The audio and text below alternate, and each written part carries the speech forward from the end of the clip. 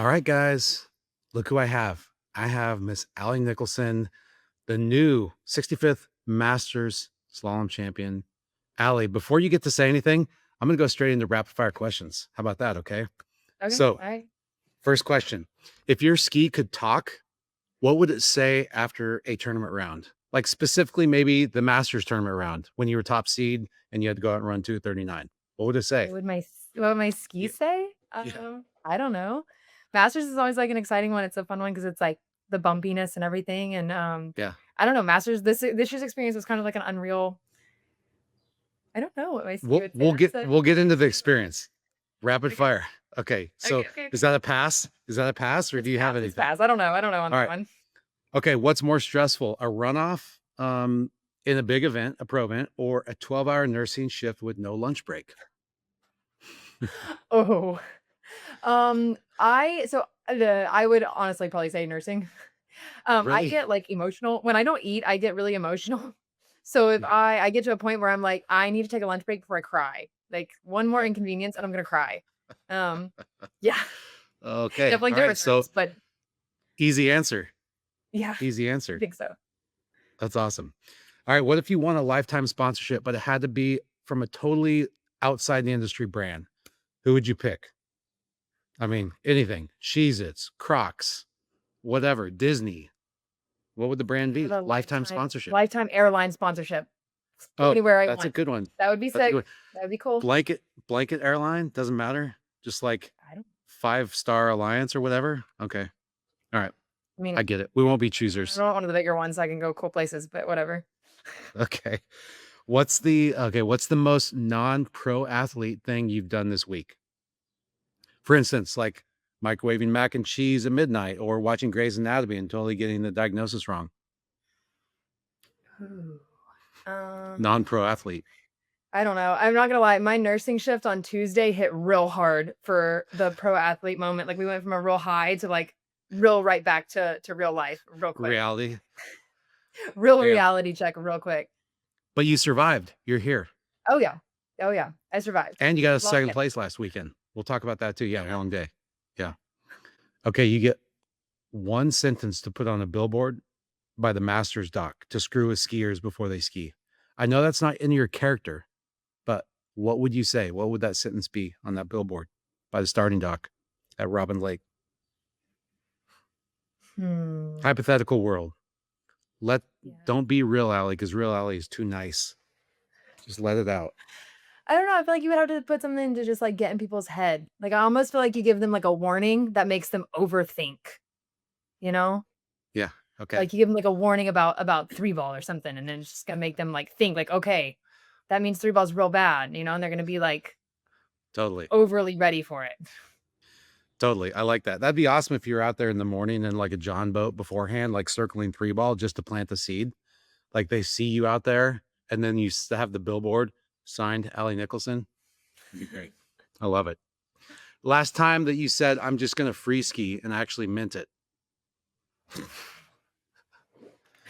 Ooh, Never. Never. I'm going to guess. probably, like, never. I, like, never free ski. I will take a lot of, like, easy early passes, but I don't free ski very often. Photo shoot? Okay. Okay. Yeah. Photo shoot. Exactly. We've seen how that goes. Not well. um, All right, I have one more, but I don't know if I like it. So we're gonna skip to this. I was looking up just some quick tips, some facts on you on USA Water Ski website. This is what your little bio said on there. Oh, boy. I don't Let's know hear what it. year When was this the is last from. time that was updated? Check this out. It said, Allie Nicholson started skiing age 7, started competing age 8, sponsored by HO Skis, enjoy soccer. That was it. Pretty straight to the High point. school? Do you still enjoy soccer? I have not played soccer in quite some time. That's kind of I what I don't know. thought. This would be kind of Been a too fun one, but focused. All right, we'll move on. I just want to get to your accolades. I didn't actually know this, but quick hit list of your career. Girls 1 national champion, girls 2 national champion, under 17 Malibu Open slalom champion, third place at Junior Masters 3 times in a row, 2013, 2014, 2015. So you had a bone to pick with Robin Lake. Um, He's good 26. enough to make it to the finals and then fell apart Yeah. after that. 3rd place 3 years in a row. 20 that's crazy. 2015, 16, and 2017 junior US Open champion. Damn. 2016 Open Women's Slalom champ, 2016 Under 21 Malibu Open champ, second in Mumbai in 2020, 2023 San Gervasio Slalom champ, 24 Marrakesh Pro Slalom champ, and now 2025 Masters Slalom champ. That's a long list. That took a second to get through. What's it feel like? 65th Masters, right? You went there 3 times as a junior, maybe more, I don't know, but you got in the finals 3 times, got third Mm. all 3 times as a junior, and now you're coming back, and yeah, you end up winning. Like, what was that moment like for you? Like, what was the day like? What was your round like? How did you feel in the finals as top seed, knowing what you had to run? Yeah, I don't know, I will be honest, like, going into Masters this year, I wanted to make the podium, if I'm being honest. I've made finals a couple times, and then, I've always missed out on the podium, so, that was kind of my goal going in, but, like, this year I felt very calm, like, going into it all. We practiced the week before trying to make the lake as bumpy as we could get it, which ultimately failed after about past 2. But, we put in the effort, we tried. But going into the tournament, I felt very calm, very at ease. Even, like, my whole set, sometimes I feel like scramble mode, like, when you get there and the nerves and everything kick in, and I just Yep. didn't really have that this year, which was Crazy. odd, but kind of, like, felt right, Yeah. so, um, yeah, I was day 1, I was happy I ran 38. When I skied, I was happy because I was like, "Okay, that I'm in the finals." And then, as the rest of the girls went and events unraveled, I ended up top seed, and I was that's, that's cool. It's pretty cool to, um, go out and put up a score day 1, and, I Yep. felt really solid with it and everything, and confident, with my skiing. I didn't feel like I scrambled and barely got there. Didn't feel like I was losing my head to do everything. So yeah, like I was at the end of the day, I was really happy with day 1, but day 1 is just the day you can lose. It's not the day you can win, it's the day you can lose. Yeah. Yep. So Exactly. I was really happy going into getting into Sunday. And then once Sunday came around, it was kind of just like trying to keep that calm, keep that peace, not let the nerves of being top seed get to me. Um, and yeah, I mean, I think maybe a little bit more nerves, but I still ultimately like felt pretty relaxed and calm, Yeah. overall. You Just text you texted after I said congrats, and you texted after and you said you just felt oddly calm, and like it right. almost like it was just kind of felt like your time. What did you mean when you said that? Yeah, Like, what was that feeling? yeah, like I said, I mean, I felt just like like not overly nervous the whole tournament, and like Hmm. um just ready, I guess. Like, I didn't feel like I was sitting on the end of, like, ready to throw up. I didn't feel like my heart was about to beat out of my chest. Yep. Um, I just felt very settled at it. I felt prepared for the tournament, and just, like, confident in going and doing it, and I felt like my skiing kinda reflected that. That's awesome. That's awesome. Was in the last couple years, was there kind of leading up to last year, Marrakesh, and this year winning this big event, the biggest event, one of the biggest in the sport, probably the most prestigious event. Was there any tough moment in the past you've kind of had to battle back through in the last couple of years where you were like, there's kind of a tipping point and you're able to get through it and get kind of helped you get to the next level? Or has it been kind of a steady climb for you? Um, I don't know if there's been, like, a huge setback that I can come up with. I mean, I know, like, the year that I ran 39, I felt like that was a big turning point for me. Just kinda trying to get like, finally getting through that and getting around, and now, I feel like my next term will be doing it more consistently. But obviously there's all the ups and the downs. I know, like, coming into this Masters, obviously, the first LCQ I didn't make it, which was kind of, like, disappointing, with the way that everything unfolded and everything, the runoff and whatever, like, I thought that I was really close to doing it, and then, going back week 2 and just, solidifying my spot and getting into the Masters, like, that was just kind of the way that it unfolded and whatnot. But after week 1, it was Yeah. kind of like, okay, we'll refocus and, um, don't take your chance for granted, I guess. Yeah. Well, you did not. You made the most of it. You capitalized on it. Speaking of that, in the last couple seasons, was there a moment where you finally felt like you had arrived, where you were like, all right, like I'm kind of at that next level now that you can remember Um, yeah, I mean, well, I definitely think running 39 felt like that. It was like I finally in broke through. Greece? I finally got to be part of that group in Greece, and S then doing Speaking of it. that, you were throwing up before you skied. You were, but not because you were Yes, nervous. that was not nerves. Yeah. That was, I think that was just long, hot, dehydrated. I was working with the webcast that day, and I just don't think I was drinking enough water, being in the shade. Yeah. Um, Yep. and But that was the that was moment. not nerves. But that was a moment. That actually maybe took all of the nerves and the thought away. I've said that before. I think feeling like I was gonna puke, Yeah. made me think less about skiing and actually ended up working out in my favor. But, uh, yeah, I think running 39 there and then, like, doing it a couple more times, um, I think twice now I've gotten 4th at a tournament that I've run into 41, which always stings just a little bit because, I'm Yeah. so happy that I've skied well, and it's like, wow, Yep. 4th. But That that's what's just speaks to the beautiful. level of skiing right now, of Totally. skiing. Totally. But look at Robin Lake. Like it was the finals, and you have some of the best in the world. You have Whitney go down early at some point. You have Regina not run 38 in the finals. Um, so like in the final round, like 38 off in the finals. What's going through your head? Right? Third pass. You're coming from the starting dock end. And you know you have to Yeah. run it because Vanessa's got the Yep. lead with 1.5. What's going through your head?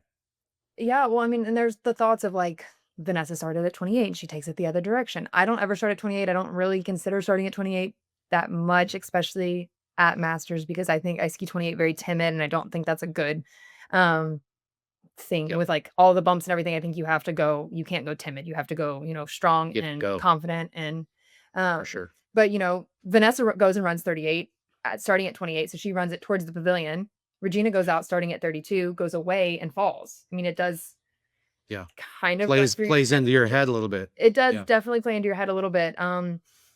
Yeah, I definitely was just, like, thinking about not hitting my gates too hard, just trying to, like, stay like, keep my knees soft and everything, like, telling myself, "You know it's gonna be bumpy, just, like, you can't panic." Yeah. So, like, stay confident, stay strong, but also, like, be soft and, like, let your keep your knees soft so that you can absorb those bumps and be ready for them, and don't let your thoughts get ahead of yourself, um yeah, in my head, I remember, like, coming into like, I've fallen at 3 ball a bunch of times, so 3 and 4 are both, like, pretty bumpy. And then I think my last Masters, I made it to the final, I got 4.5 at 38, so there's definitely, like, a lot of thoughts going in my head of, like, previous Yeah. experiences and everything, and it was just like, "Okay, just you're in it, stay calm, stay calm, stay calm."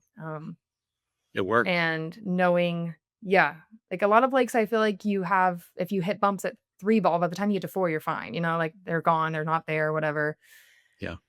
Not Robin Lake. You come out of one Bundy Buoy and you go to the next one and it's even worse, and then the next one's even worse, and, um, It looked like a bathtub this year a little bit. Like no it wind really. I think is always a bathtub. Yeah, the first day, Jamie and I were sitting down at the start dock, before the event started, and I was like, "Oh, look, it's like glass out there." And she goes, "I don't think that's a good thing." And I was like, read my mind because I Yep. don't think you want glass calm because, like, the little bit of texture on the water takes away the visual, um because sometimes the visual is worse because, like, you see it and you, like, tense up and, Yep. um yeah, you tense up and then you You fight do it too something different. much. Yeah. Yeah, you do something different whenever you see it, and, like, a little bit of texture, takes the visual away, and you just have to kinda keep the soft knees and power through. Yeah. I think it does actually knock down some of the busyness too, though, if you have a decent Yeah. like an appropriate amount of wind. But well, okay, so But then since your junior there's, master, like, white capping that yeah, yeah. Yeah, that's not ideal either, that's the other obviously. trade-off. Yep. This porch is too hot, this porch is too cold. I know. Okay, Totally so does. junior I know, junior masters. What how has your mental game evolved since the mental side of your skiing since those junior masters days? Can you think of anything Yeah, I specific? Don't get too deep, but just something like simple, specific. No, I would just say the experience and the confidence of having all of the events. As a junior, that was like one of Yeah, the one big events. We did like Masters and we did like I think I did Junior US Open, Nationals, and then Worlds, you know. So you have just like a couple. 3 or Whereas 4. now now we're doing, 10, 13 pro events a year.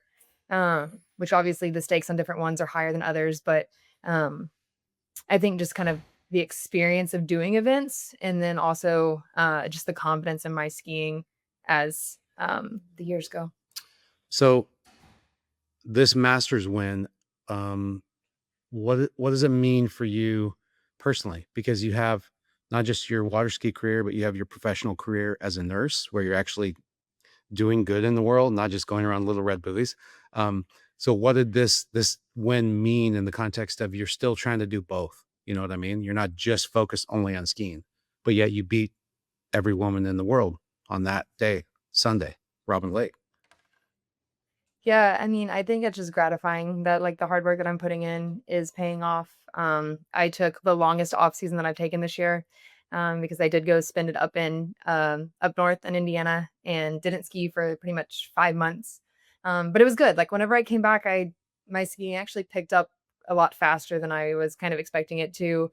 Um, Obviously, we went up and then went down. That happens sometimes too, but that's Yeah, fine. for sure. Um, but just, like, feeling refreshed and coming back to the sport and kind of being excited about it again. But coming away, with that win was very gratifying for all the work that I've put into it.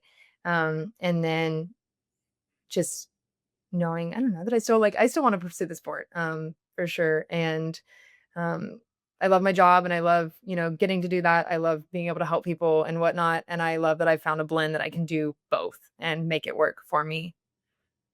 Yeah. I think it may help skiing. I personally think it's good to have balance so that you're not just 100% focused on your skiing, like mentally. Sometimes it gets hard when all you're doing is skiing. Or all you're doing is if you have one thing in life and you have no outlet for the other stuff, because then all your eggs are in that basket. You make a mistake, the season, you have a couple bad tournaments, and then it's like, whoa, what am I doing with my life? But I feel like you have a good balance. So I don't know. I guess as far as the nursing goes, is there anything you brought from that nursing world into your skiing? For instance, like how to focus under pressure, like manage stress or anything like that, you know? Yeah, how to manage stress, how to not eat for 8 hours. Just kidding. That's not good for skiing, but maybe That's not good for skiing. if you're in Europe, can't find food. Yeah. Um, yeah, I think, under stress and everything, um, I definitely think, like, it's also made me good like, skiing or working with skiing is also good because it kinda makes me, um, prioritize and focus, and I think that it gives me good, balance. It gives me, like, days that I don't think about skiing and then Yeah. refreshed coming back to skiing. Um, I don't know, just like a good, like, work ethic and kind of thing too of, um, having that I don't know. I think whenever I go to work, I, like, appreciate the days that I get to just do skiing too. I think it's kinda Yeah. nice. Definitely, like, work is a necessary evil right now, Yeah. still gotta pay still gotta pay the big bills, all especially in the off season. And I enjoy working a lot more in the off season. I don't really know what I would do all winter long if I was just skiing. With yourself with no skiing to do. I know. I know. I bet you there's a lot more that nursing does for you too that's kind of like unseen or like unnoticed maybe just because like processes or like you said like scheduling and being kind of more diligent about how you spend your time. Just simple as that. I bet you that's like filtered into your kind of your water ski life a little bit maybe. Um okay, so younger skiers. You once were a young skier.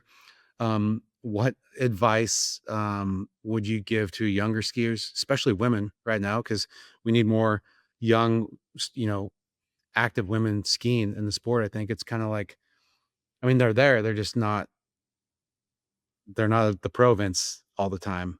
I would like to Yeah. hear what you would say, um, to those girls that are either trying to break through into the pro ranks or that are the juniors that are going from like 32 miles an hour to 34 and they're trying to break through to that next level. Like, what do you remember from your past, or what comes to mind now that you could share with them as far as like a tidbit of value or something that might help them find I confidence, mean, I think it's find exciting to see some of the juniors, like, starting to sign up for the pro events. Like, Christiana de Osma is a junior skier that placed 3rd this year at Moomba. And then you've got, Daniela Kretschma was just at, like, 38, or, Trinidad, was kind of skiing, like, some of the LCQs, and they're starting to show up to some of the pro events, and it's good to see, like, the fresh faces. I know I was skiing some of the pro events, here and there. I would say, like, once I got out of, like, under 17, under 21, I started doing it more, and, we're starting to see those girls, they're, like, moving out of the under 17, and they're starting to enter the events. And I think it's exciting to, see new, fresh people. Making that jump is always hard, and, like, I think one of the hard things, changing divisions, changing speeds, going from under 17 to under 21 to open to whatever, you go sometimes from being at the top to, now you're at the bottom, and, but I think you have to, like, find the hunger in that, and, like, wanting to keep kind of chasing and pursuing, and, not letting the set back, you know, set yeah, you back in your career, like, yeah. continuing to chase it, and, um, find that hunger still, to get back into it. But ultimately, like, for the juniors, I've always said, find the fun in it. Like, I definitely still find the fun in this, and like I just said a second ago, I took the summer or the winter off, and then I came back and I found the joy back in skiing a little bit. I think that sometimes I think after the long season, we get worn kind of thin or whatever. Um, but, like, at the beginning of the year, I'm always amped up and excited again to get started and get going on all of the events and the tour and whatever. Um, so yeah, for the especially, like, the under 17 girls and the under 21 girls, I would love to see them enter more pro events. I would love to see them, um, get the experience, like, come and join, and, um, it's exciting to see new faces. We love having new people. I agree. I think it's starting to happen, like you said. So hopefully, it's going to continue to build. Um, Yeah, we're kinda getting that young, like, that next wave, of those girls that were, really at the top. Like, they were all pretty competitive with each other. It's been fun to watch them skiing in the under 17 the last few years. It's definitely been a fun, close competition between them. But, it'll be exciting to see them move in and, start taking up some spots in the pro events. yeah, yeah. Start pushing some of you veterans a little bit, maybe. Yeah. We'll see. I think just your ability to have fun with skiing, though, I think it has something to do with your personality, or at least how you've learned to kind of live life. You know what I mean? Because like I feel like some people get bogged down. We all do. I feel like some people get bogged down a little more excessively in things that aren't that big of a deal, and they kind of get off on the side tangent and kind of spin their wheels and like get spun out about things that aren't really that big of a deal. And I feel like you do a really good job just in your daily life of like, all right, that's fine, whatever. I'm going to move on, and like you have a pretty good perspective. And I feel like that can't go unnoticed. I don't want it to go unnoticed. I want people to see that part of your success has to do with your ability to just see light, see life with the cup half full, basically. It's kind of how I see it. I mean, you don't have perfect days. Sometimes you're No. pissed, Yeah. sometimes you're down, but you always tend to kind of be able to put on a smile even when you don't want to, and ultimately it kind of sticks and you realize, "Oh shit, I feel better when I have a smile on my face?" And then you move on. So, Yeah, and I think my parents kind of ingrained that for life, like, at a young age too. Like, if you get done skiing and you're pissed off, like, whatever, that's fine. Take your 5 minutes, but, like, when your 5 minutes yeah. are over, you better come back out and have a smile on your face, and nobody wants to see you pout for the rest of the day. And, Yeah. I've taken that and, like, moved on, like, just because yesterday's set was bad, like, if you take that energy and you start worrying, or you start, like, trying to chase something or change something, sometimes you go down a rabbit hole and you make it worse. Like, sometimes I Yeah. think you just have to be like, okay, that one was a one off. And we're not gonna excuse me. That one was a one off. We're not gonna let that continue. And, just continue to chase and push. And yeah, definitely, like, not letting the first round of a tournament determine the whole thing. The wheels fall off. You've got to learn how to put your boots back on and strap up and get ready to go. Yeah. I feel like your parents must have done a pretty good job with you and Zane about not making it like about the outcome, the score, and making it more about like, did you go out and try to do what you're capable of? And if you tried and failed, that's fine. Like I feel like you and Zane have a pretty good approach to skiing, obviously, because he's still in the sport. You're still in the sport. A lot of people leave the sport around this age. And your parents must have done a pretty good job with that, you know, and not like Yeah, I forcing think we both, like, things. genuinely love the sport. I know he loves getting juniors involved. He's great at getting juniors excited and involved with skiing, and I think that his love for the sport really shows through that. Um, I think he's one of the best for getting kids, like, fired up and excited about learning to ski, learning to run the course, teaching Yeah. them that it is, meant to be fun and Yeah. not taking it too seriously. Yeah. Well, speaking of juniors, we just kind of like got our junior program going again. So hopefully we can keep building that with some of Yeah, these that's young up and exciting. coming women. So Yeah. I know Tim and Bouty both did really well at Masters, but I think we've got that 65-inch Workso too, which can serve even like smaller kids. So yeah, we're stoked Yeah. about that. I'm And excited to see the junior obviously, team come back. I mean, Jamie and I both were on the team, as yep, juniors, so it's, like, exciting to see it kinda come back around and be able to amp that up and be able to promote some of the junior skiers. So, yep. um, yeah, a picture just actually popped up right before Masters of me at Masters, in 2015 with my HO ski. So this is actually Yep. my 10-year anniversary. 10 years. Dang. Yeah. Gosh dang. Gosh Well, dang. last question. I know. Last question. I kind of want to know. I think a lot of people probably want to know because you have a pretty level head. Um, what does success look like for you moving forward? Is it um, more titles? Do you have any new goals? Or maybe just simply trying to get better each day? Like what does that look like for you? Like in 2025, this year? Yeah, I mean, definitely, like, trying to get better each day. I would say for sure, like, I want more titles, who doesn't, and just I wanna be, more in the mix, like, more often and whatever. Like, I feel like I mean, I'm saying this from, my spot that I'm at right now, but Yeah, I feel like there have been a lot of days, where I feel like I'm the outside looking in, like, I'm right there, but I'm not quite.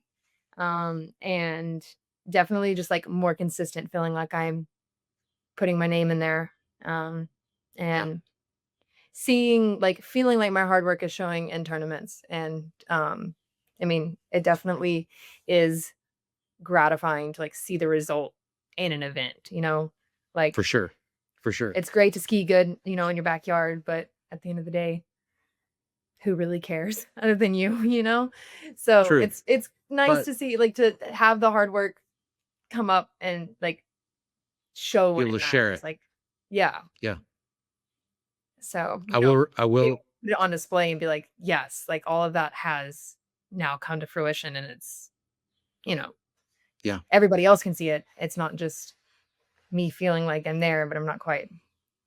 I totally hear you, and a lot of people don't actually ever get that feeling because there's only one winner per tournament, per division. So you have been pretty lucky and pretty fortunate, but you've also worked your ass off. So I guess I'll remind you, like, you can put in all the hard work and have it not pay off, but if you don't put in the hard work, it's never going to pay off, right? Right. So For sure. there's only one path, and that is continue to do what you're doing, committing, dedicating to it, and then seeing if it pays off and crossing your fingers because it's always a little bit of you know like special dust, luck dust in there.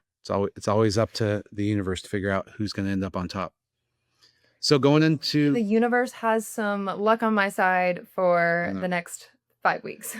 yeah. So going into Europe, what's going to be a key for you, or like some kind of rock or belief that's going to help move you forward in the next 5 weeks? Because it's really like rapid fire. Not a lot of training, a lot of traveling, on the road, living out of a bag.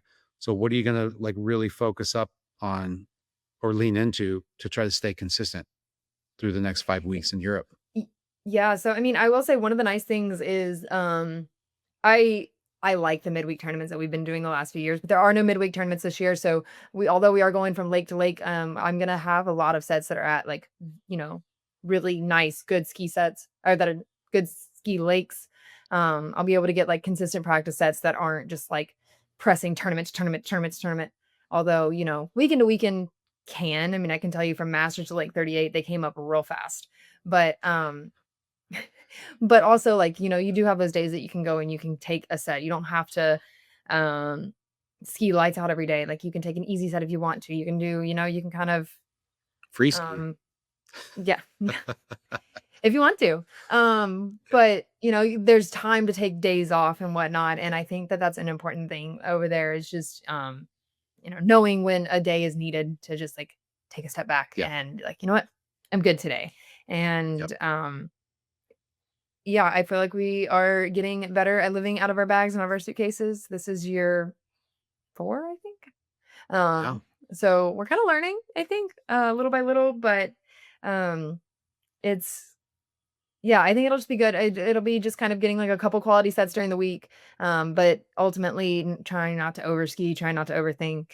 Um, I think I've said it before, all of the tournaments in a row are great when things are going great. When the wheels start to fall off, it's keeping your composure and figuring it out going into the next event and not letting it snowball for the 5-week period. For sure. But to maybe finish it off, I feel like if you're surrounded by good people, then they can always kind of be there to help or like give you just a comment or a quick like, "Hey, you're fine. Like, don't overthink it," or whatever it is. Like, seems like the team, you guys have been traveling for a couple of years now together. Feels like the team's got it's a cool team. Like I hear a lot of people say, "Well, the syndicate team is actually a team." And I mean, you guys aren't living together like all year, but when you travel and you get to be around each other, it tends to click within reason. Like obviously everybody there's personalities and it's not always perfect, but it's nice to have that, I'm sure, over in Europe to be able to kind of like hang out, see familiar faces, you know how to interact with each other, how to keep each other calm, how to push each other's buttons when you want to. For sure. I mean, I definitely think, like, having the kinda group, like I'm not traveling with, everybody the whole time, but, you know, having, like, those people I think is a lot better than traveling, like, completely by yourself.